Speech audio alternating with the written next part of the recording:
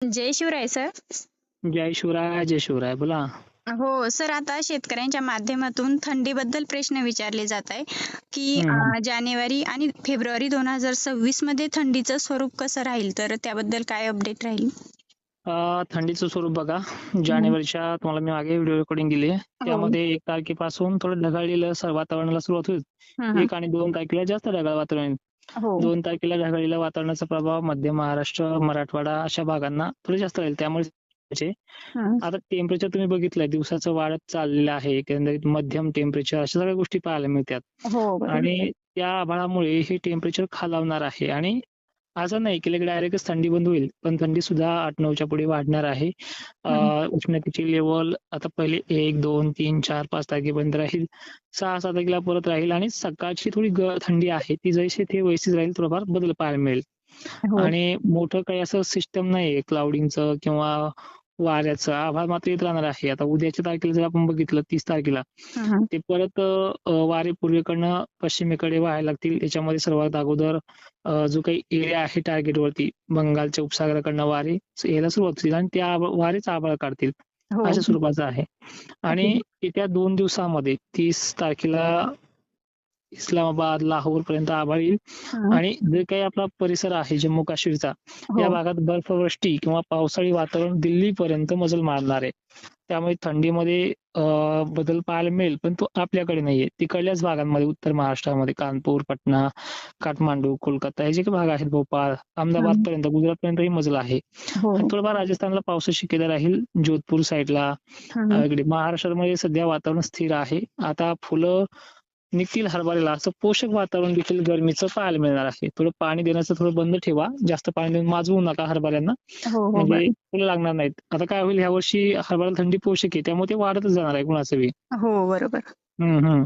हो सर, मग आता जे ढगाळ वातावरण राहणार आहे, तर याच्यामध्ये आपल्याला धुकं पण पाहायला भेटेल काही? साहजिक आहे, ढगाळ वातावरण विनाकारण येतच नाहीये. धुई धुकं. आता हम्म. धुईचा भडीमार पाहायला मिळेल जास्त प्रमाणात 2 तारखेला. 1 दोन. तारखेपासून ऍक्च्युली पाहिलं, धुई आपण म्हणतात ना, माणसं दिसणार नाही अशा प्रकारची धुई नाहीये. हो. ही हिमोत म्हणत असते याला, ह्या प्रकारे धुई आहे. नॉर्मल. हा. आणि वारं पण याच्या जोराने वाहणार आहे. कर्नाटकमध्ये वारं जोराने वाहणार आहे.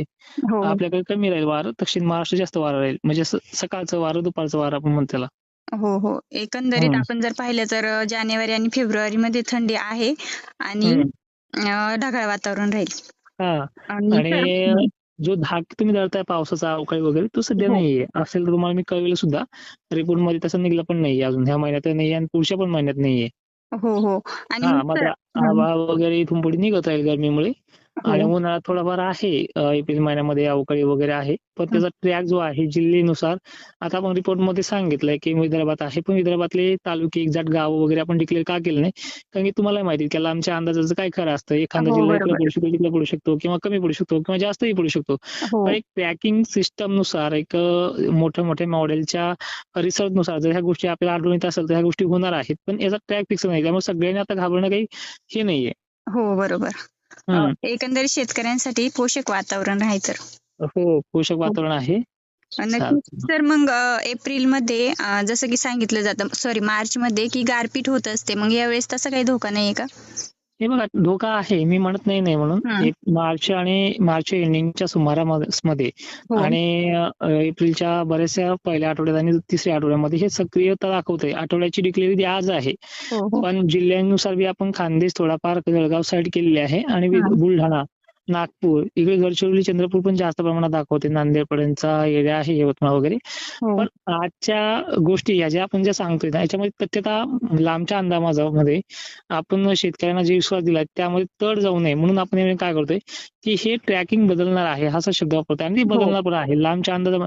आता समोर आलेला आभाळ कधी बाजूला सरकतंय हे पण चांगल्या माणसाला सांगता येत नाही, आम्ही तर देऊ नाही. बरोबर. त्यामुळे आहे त्या गोष्टी, पण जसा जसा कालावधी जवळ येईल, 1 महिन्याचा असेल, 1.5 महिन्याचा असेल, तर त्यावेळेस त्याची खात्री अजून पटते आहे. तर आणि तुम्हाला आता बघा, कांद्यावरती गारी पडणार जर असेल तर त्या कोणी रोखू शकत नाहीये. हम्म. पण एक्झॅक्टली आज ते होणार नाहीये, त्याची तितकी ताकद नाहीये त्या महाराष्ट्राकडे, या पश्चिम भागामध्ये, मराठवाड्यामध्ये. हा, थोडीफार दाखवते मॉडेलनुसार खानदेशमध्ये, विदर्भामध्ये, पण एवढं लगेच सगळंच जाईल असं त्यामध्ये नाहीये. त्यामुळे एवढंही घाबरले जाऊ नका.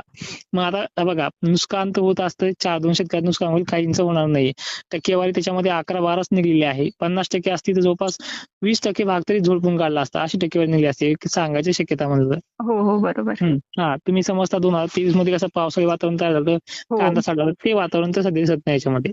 हो हो नक्कीच. हम्म, हम्म, सर हम्म. खूप छान माहिती दिली शेतकऱ्यांना, त्याबद्दल धन्यवाद.